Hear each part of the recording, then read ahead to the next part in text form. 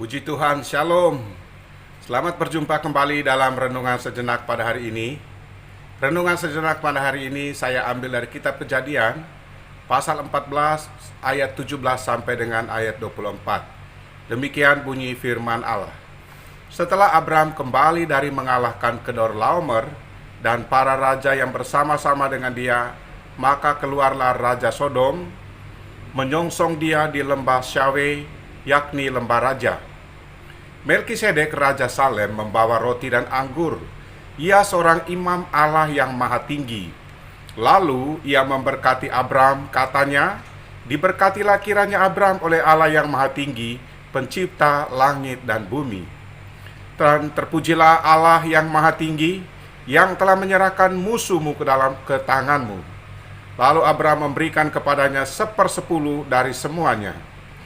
Berkatalah Raja Sodom itu kepada Abram, "Berikanlah kepadaku orang-orang itu, dan ambillah untukmu harta benda itu."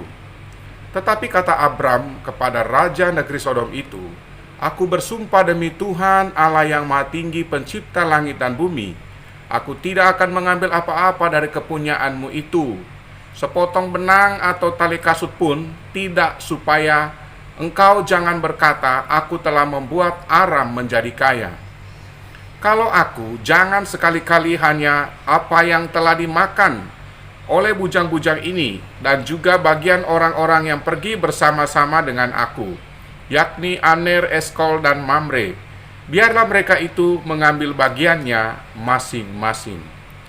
Judul renungan sejenak pada hari ini adalah menang secara total.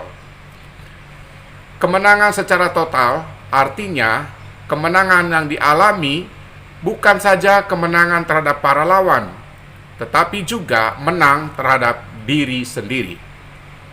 Ketika Abraham berhasil menaklukkan dan mengalahkan raja yang tak terkalahkan pada zaman itu, yaitu Kedorlaomer, dan berhasil membawa pulang keponakannya, yaitu Lot dan keluarganya, serta harta bendanya, Abraham tidak memanfaatkan kesempatan tersebut untuk memperkaya diri dan menguasai raja-raja dan kerajaan-kerajaan yang ada pada zaman itu.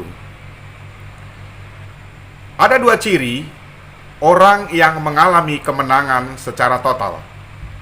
Yang pertama, dia mampu mengatasi masalahnya. Dengan pertolongan Allah, Abraham mampu mengatasi berbagai tantangan dan mampu mengalahkan para musuhnya. Abraham disertai dan dipelihara Tuhan, serta dibuat berhasil dalam segala sesuatu yang dikerjakan oleh Abraham, sebagai bukti penggenapan janji Allah kepadanya. Abraham mampu mengatasi berbagai macam pergumulan atau masalah yang dialaminya semenjak dia keluar dari Ur Kasdim untuk melaksanakan misi Allah. Yang kedua, mampu mengatasi keberhasilannya. Saudara-saudara, banyak orang yang mampu mengatasi berbagai masalah yang dialaminya melalui berbagai macam cara. Namun tidak semua orang mampu mengatasi keberhasilannya. Ada banyak orang yang berubah setia kepada Tuhan, bahkan meninggalkan Tuhan setelah mereka berhasil.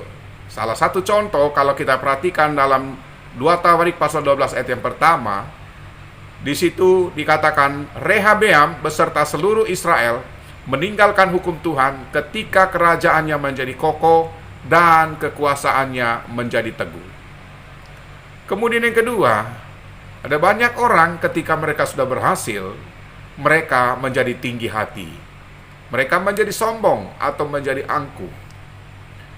2 Tawarik pasal 26 ayat 16, kita belajar dari satu tokoh. Di situ dikatakan begini, "Setelah ia menjadi kuat, ia menjadi tinggi hati, sehingga ia melakukan hal yang merusak. Ia berubah setia kepada Tuhan Allahnya dan memasuki bait Tuhan untuk membakar ukupan di atas mezbah pembakaran ukupan." Ini seorang raja yang bernama Uzia. Jadi, mari kita berjuang untuk tidak sekedar menang atas setiap persoalan dalam hidup kita, namun kita terus berjuang untuk menjadi pemenang atas keberhasilan yang kita alami dengan pertolongan Tuhan. Demikian renungan sejenak pada hari ini. Selamat beraktivitas. Tuhan Yesus menyertai dan memberkati kita sekalian. Amin.